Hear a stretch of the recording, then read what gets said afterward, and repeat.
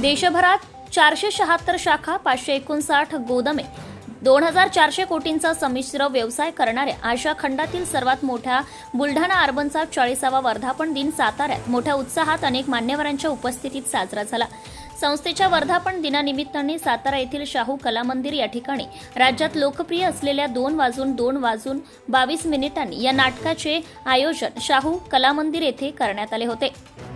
यावेळी अभिनेत्री गौतमी देशपांडे, अभिनेत्री रसिका, अभिनेते प्रियदर्शन जाधव, अभिनेते अनिकेत विश्वासराव, सुनील खेडेकर, अर्जुन चव्हाण, डॉक्टर अच्युत गोडबोले, अनिल बाबा शिंदे, सातारा शाखा व्यवस्थापक देशमुख यांची प्रमुख उपस्थिती होती।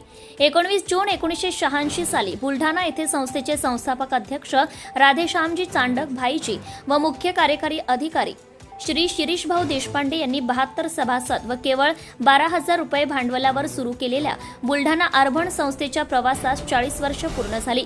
याशिवाय संस्थेने नुकतेच 14,000 कोटी ठेवीचा टप्पाही पूर्ण केला असून संस्थेचा संमिश्र व्यवसाय 24,000 कोटींच्या पुढे गेला आहे।